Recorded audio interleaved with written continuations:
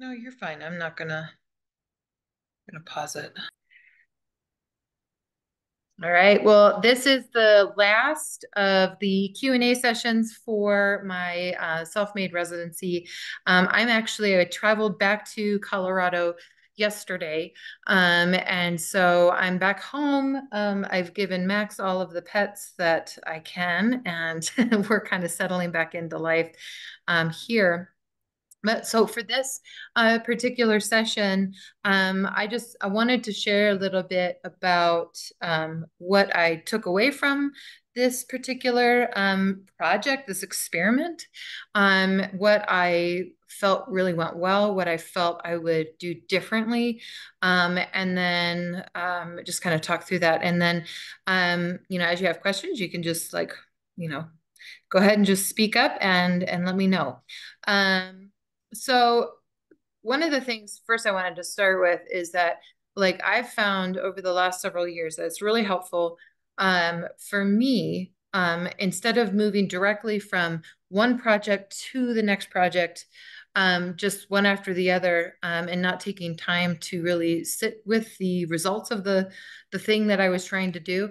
I've started to do an evaluation process that I learned from another artist, a colleague of mine that is also into business coaching and coaching for artists. So the big thing that she talks to us about as a in our group is asking yourself three questions. So asking whatever it is, whether it's a show, whether it's an event, if it's a painting, or whatever it could be, just ask yourself what worked.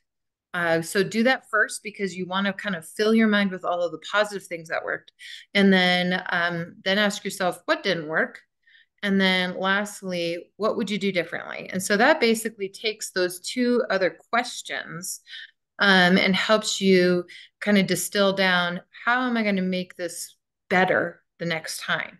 And so that's what I did with this residency. I worked on that while I was at the airport because I find the sooner I do it after an event, the more I can capture it. If I let it sit too long, it's really easy to forget different things you know, that I really need to get down on paper.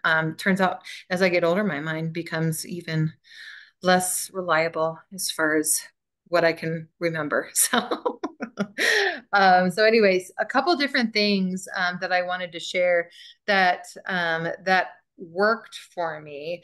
I'll just kind of run through the list, and if anything, you're like, I don't understand that, explain that more or whatever, just let me know. The plein air setup that I had, so working outside was enjoyable, relaxing, and got me seeing different things.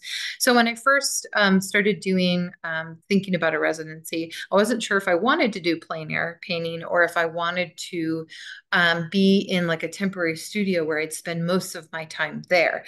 My process in itself doesn't really lend itself to plein air painting. And so this was totally kind of a leap of courage, and kind of like just a wanting to try it to see if it's something that I would like. And so that I found I loved it. I loved plein air painting. I was actually really surprised by that. And so the other thing I loved was a piece of equipment that I decided to have made. So my dad made I call it a lap board. And what it allowed me to do, and I kind of figured out that this is how I wanted to do it just from some previous plein air painting experience I have. So when I was in college, I had a traveling easel. It had, the paint stuff in it, and it had the legs that you put down, and then a place where you put um, your canvas or your panel. And so you have to get that all set up, and it's kind of like this wild contraption, similar to like how moms deal with strollers, right? As far as just how ungainly and difficult it can be to set up. At least that's been my experience. And so I didn't like working with it.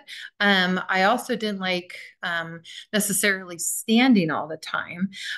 Sometimes that was okay, and you can actually adjust the easel to have it be seated, but you're then carrying that along with the chair. And so that's just, an issue. Um, and so I had learned from doing some plein air painting while I was camping that I really enjoyed just having stuff on my lap. And so that's why I decided to try this method.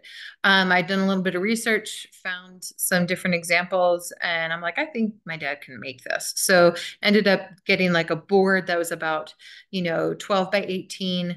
Mom attached a piece of carpet on the back side of it so that it wouldn't slide around my lap. It had a little lip on it to catch things, and two like holes where jars could be put, one for like water or solvent, and then one for a place to hold my brushes. And so that thing, I could just go ahead and I could carry it with one arm, stick my chair on the other arm in my backpack. And it was such a great setup as far as just easy materials, easy equipment. And made it really enjoyable. And I think that's a big lesson I learned is that if you have equipment that you like working with, you're likely to do it more often and you're likely to enjoy the whole experience a whole lot more. So I was really glad I did that. I also found working small worked really well for me. So I ended up getting a whole bunch of panels ready, 6x6s and 4x6s. And as someone that wasn't sure if they were even going to enjoy plein air painting, that was a good move for me because that way I could get in there, frame it up, and be able to kind of tackle it quickly, get it done. I had this sense of accomplishment, by being able to get it done quickly. And so it was a great way to kind of get started and ease myself into doing more plein air painting.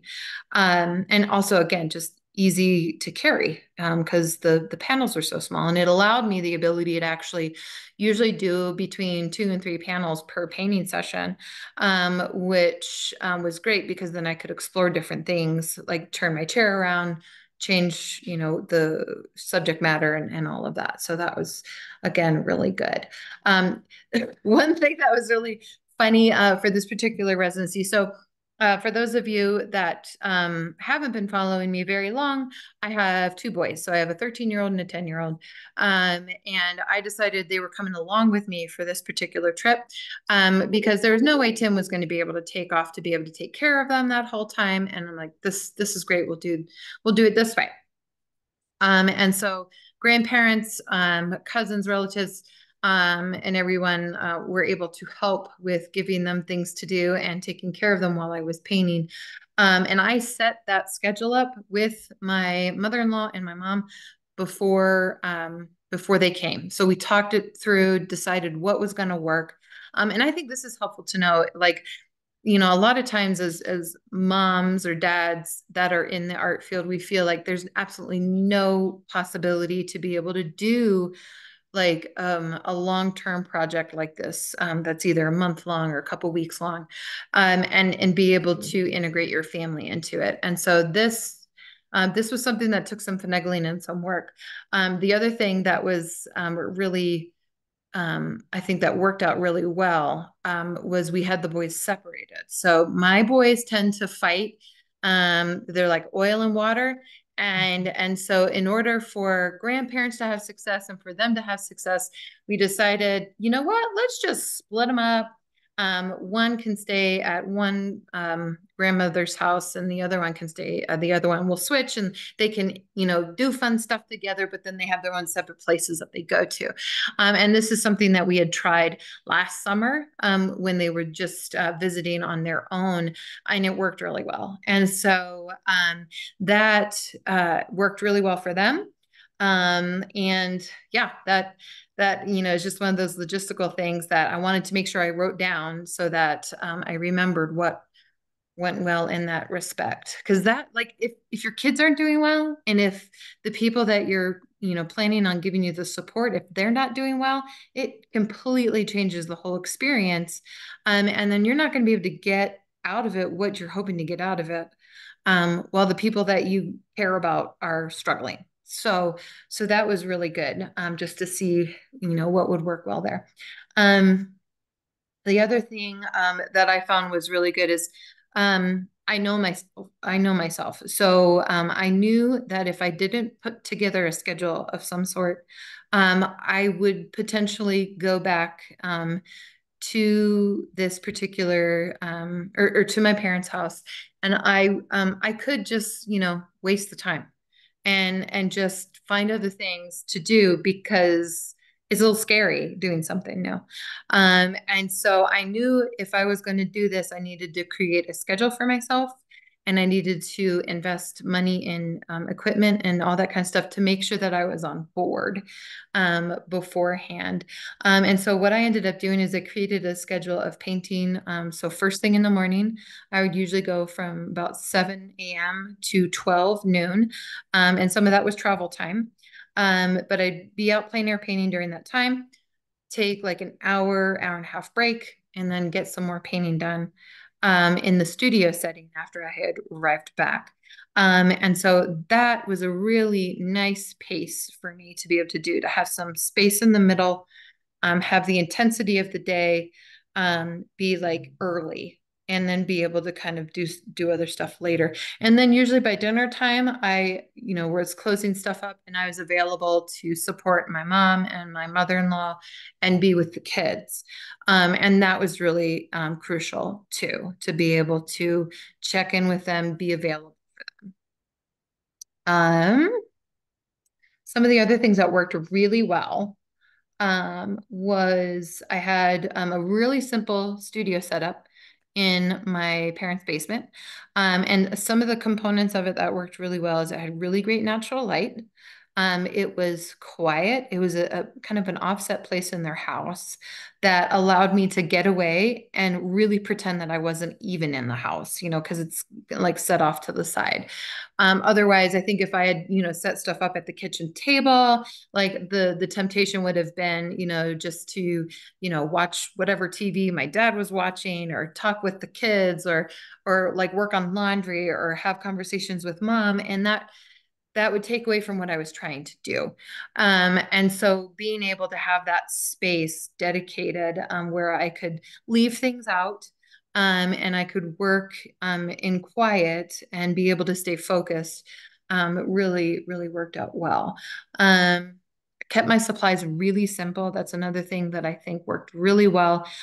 Giving myself some constraints ahead of time helped me to stay focused and helped me to actually I think, push myself in the simplicity of the materials. Like I knew I was only going to be doing plein air painting and I had options of watercolor or oil. I found out that I really liked oil. So that's what I focused on the whole time. And then I really pushed myself in that area within that little box. And so I learned a ton. And that was, I think, a really, really cool thing. Um, Painting lunch. Oh, I think another thing that that worked really well for this is I integrated um not only art practice, but I had a lot of things that I wanted to spend time working through spiritually. And so being able to make space for those two things to kind of interweave and talk to each other and converse, reading books that related to the different things that I wanted to explore from a spiritual level, along with other, texts and, practices and stuff that would feed into the art stuff. It was so cool the way the having both of those made it a rich experience. And I think made it more healing, more restorative, more renewing, because I not only was working on artistic development, but I was also working on all sorts of spiritual development and faith components and things like that. And so it was like putting my whole self in this residency as opposed to just a part of me. And so that was really fantastic and helpful, and really neat to see all those pieces kind of come together. Any questions about those? Nothing? Well, yeah, I think when you were talking about doing something different, so you Hmm. were doing something outside of your normal realm. I'm just curious now what you're going to do with that going forward. So Mm-hmm. did you decide it's going to now become more a part of your um, new artistry? Mm-hmm. Um, Mm-hmm. or is it something you tried and maybe you're not going to incorporate it as much? That's a really good question. And I do think so, and that's something I've actually I thought a lot about, and I was trying to figure out like, okay, how do I take some of the things that I learned? It's kind of like when you go on vacation or you go on a retreat or you're at a conference and you're like, that was amazing. And then you're like, okay, how do I take these really good things and then incorporate them into my daily life? Because when I get back to my daily life, and the other responsibilities I have. Like if I want to carry some of these things along with me, I'm going to have to make some changes. I'm going to have to, figure out some ways to incorporate. And so I was thinking a lot about that. So that's a really good question.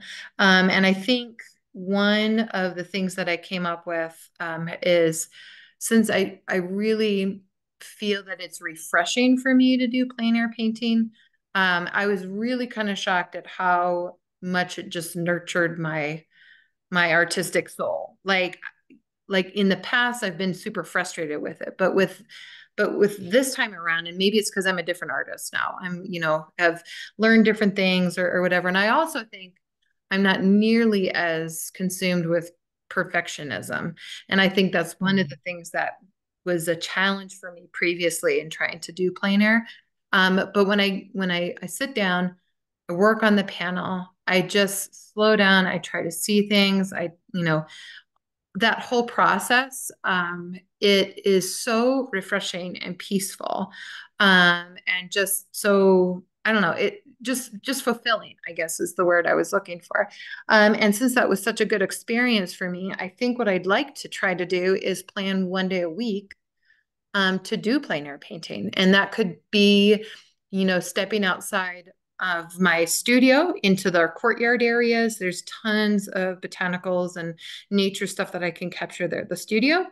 Sometimes it might mean, um, hiking somewhere or going somewhere and take Max with me, the dog, and then sit for the morning and then go back to the studio later. And I think it's wise of me to plan on just once a week to start to see how that fits, how it kind of goes into the whole rhythm of things. And I think while the boys are off this summer, I've been thinking about how can I, you know, do stuff with them and like get them to like the mountain biking areas or to a park, and like Lucas takes a friend or something like that, and then I can just set up there so I can integrate this Mm. practice without sacrificing um my time with them, but basically figure out a way to incorporate it into my daily routine. Mhm.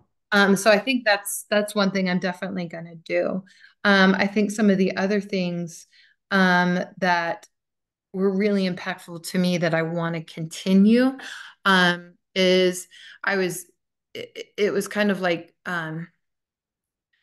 one of those things where I've always done quiet time in the morning, right? And but there's a lot of times where that can get kind of pushed to the side because either I'm tired, or Lucas is up early or Ethan's up early, and so like during this residency, that was part of my practice, was getting up early, making sure I had time to do that, and then finding a quiet place where I could actually focus. So like, closing my door and being like, I need this to set myself up for the day. And just realizing I need to continue that and set some boundaries for my family, to let them know, like, okay, mom's doing her quiet time and she's, doing prayer and all that kind of stuff right now. And so if her door's shut, just wait till she's done, and then she'll be able to help you. But just realizing that I need a couple more boundaries around that to be successful in it. And then also realizing it really sets me up well for the rest of the day, the rest of my art practice, the rest of my mothering for the day, and all of that. So that's definitely something that was just reinforced. Like I knew it was good for me, but like the residency really helped reinforce it. And my love of it and just the way it was so fulfilling was helpful to, motivate me to make that space and choose to make that space. So yeah, I think those are like the two big ones that I want to continue. So. And were you, I know you said about your schedule being structured. You forced yourself to have that Mhm. schedule that it was structured. So beyond the quiet time in the morning, do you see yourself kind of trying to create that better structure um, going forward? Yeah, I think so the way my life kind of is framed around the boys' activities and things like that, it kind of automatically gets pretty structured. And honestly, I think I wouldn't have been able to be so um consistent with my things if I hadn't had my dad there. So, Ah, so he would always come with me. And so because I had someone else that was planning on leaving at a specific time, and I mean that's very important to him to leave at a specific time, like that actually was so helpful. And I think that's something that I'd like to, I think that's another thing I could carry back into the rest of my life is that like have another person that's traveling alongside of you that keeps you accountable. Kind of like if you're doing an exercise program, you have someone that's meeting you mhm. at the gym. Or like if you're planning on doing a book club and or you want to read a book, you make it into more of like we're going to read this together so that we can, keep each other accountable. So it's that kind of thing. And so yeah, having dad there to like, you know, be ready to go in the morning, that was very, very helpful. Yes. I hear you. Yeah. He'll just have to text you every morning, right? I'd be like, yeah, did you get up and do your painting? Uh, for sure. Okay, so a couple things I think that were challenging. Because like anytime you're looking at something like this, nothing's going to be perfect, right? There's going to be things that you're like, oh, I didn't anticipate that, or man, this didn't work out the way I wanted it to. So, a couple different things that popped up for me um, that were either different or I'm like, I wish we could have changed that. Um, so let's see one of the things I noticed about my lap board. So I love my lap board. It's awesome. But one thing I found that was a little bit challenging was that like I like to kind of have my board leaning a little bit. So that, so I would have to like stuff a pack of tissues underneath my masonite panel to kind of have it leaning a little bit. And I think some of that's just reflective surface and everything like that. So I'd like to see if I can figure out a way to solve that problem for next time. And maybe I just keep putting a pack of tissues under it. It's no big deal. I could be making more out of it than I need to. But that was something with my equipment that I noticed wasn't working very well. I think some of the other things, as far as like how I ended up just mainly doing oil painting was I noticed I was like I wasn't enjoying trying to capture these scenes and doing this stuff in watercolor. Like I'd done like a day or two in watercolor and I just was struggling and I wasn't really enjoying it very much. And I was overworking it and things like that. And then I also found that I didn't really like doing studies in pencil. That just was laborious and I'd get tired of it and want to walk away. Um, and so that's really kind of what pushed me like, okay, well, let's try oil instead. And what would happen if I did studies in oil? I wasn't planning on doing that. I was planning on doing them in watercolor or sketch. Um, but I just kind of felt this compulsion to try it and went with that. And I found that I really liked doing that. And it, I think, really strengthened my skills as far as being able to capture texture and work with different colors to create depth in like bark samples and leaves and everything. So that I think was really cool. So sometimes the things that don't work kind of lead you into things that do work. Um, and then I had, so one thing that I just completely flopped for me is I had several pieces that I had collaged while in the studio setting.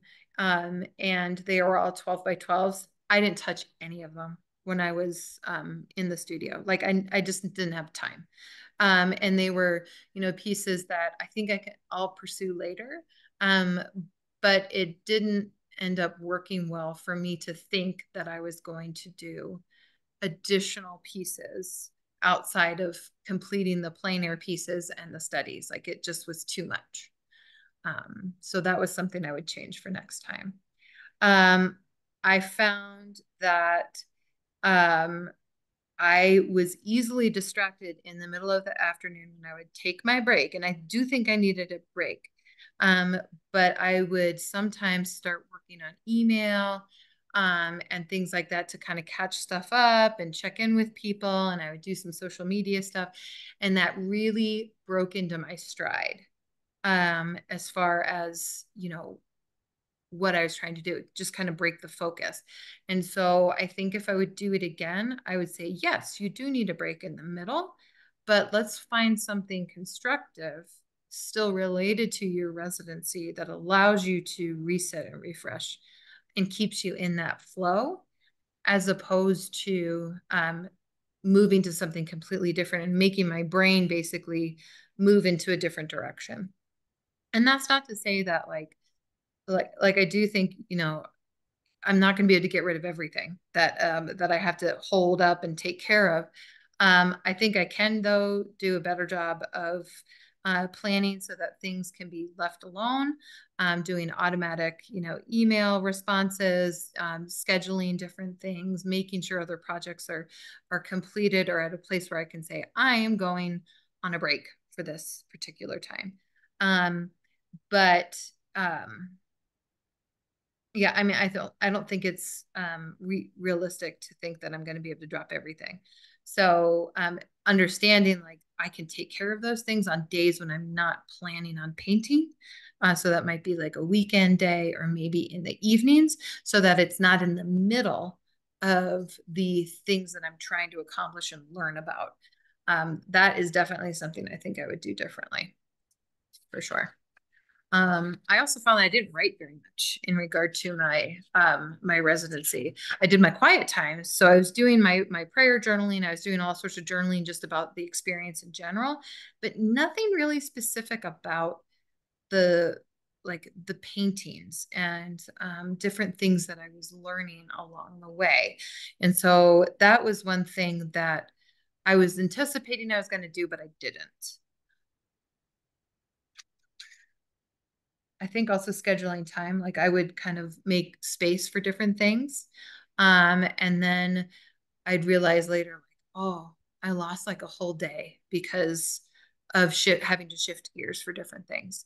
And so while the things that I chose to spend time doing apart from my residency were really great things, I think I would schedule them in differently to make sure that like I was utilizing the time in the best fashion. Hmm. I think those are the big things. Um, and I talked a lot about the things that I would do differently. So we've got about 4 minutes left. Is there anything that popped up while I was talking about those different things? When you were talking about the break, Hmm. taking that break and then utilizing that to do things that were completely kind of out of the realm of Hmm. what you were trying to accomplish. What kinds of things do you think you can do? I mean, I think this can be applied practically to anyone. Hmm. So if you're trying to give your mind a break, but yet stay on track and stay, I think about praying or reading the Bible or, Hmm. doing things and you want to stay on track with it, but you also want to break. Like, what are you thinking that you could have done differently during that time? I think. one of the things that comes to mind, because like for me, I needed a creative break from the trying to look at things, trying to interpret things, using my painting skills and everything. I think just reading, saying, okay, Mm, for this next hour, I'm going to read and it's going to be related to the things I'm learning about. So it could be like I had a whole bunch of texts along. I had like the hidden wisdom of trees. I had the hidden life of trees. I had like, even if I was just like spending time looking through like the Audubon's, descriptions and details and information about the trees, that I think that would have been a good creative break, but still keeping me engaged on a certain level, instead of moving me into a completely different mode of creativity where I was like solving problems for a commission, or I was, working on, like nonprofit stuff for my volunteer things, but just realizing like I want to stay, I want that break, but I need to stay in that space. So I think that's probably, yeah, that's a great lesson yeah. to, yeah, because it is so easily to get distracted and do a 180, and then it's very difficult to get back. Man, you lose your momentum. I did find it was very hard to keep my momentum when I got back from painting in the woods. And while I don't, and I tried, I the experiment I had was I was like, I'm just going to paint like long into the afternoon in like an outdoor space. That's exhausting. Like I don't think it's realistic for me to think I'm going to be able to paint well and really capture things beyond like a 4 hour period of time, maybe 5 hours at the most. That's really quite taxing. Before I needed an extended break. And so that, yeah, I think that's the big thing I would probably change. That's great. Thank you for sharing. Yeah, well, Very thanks. interesting stuff.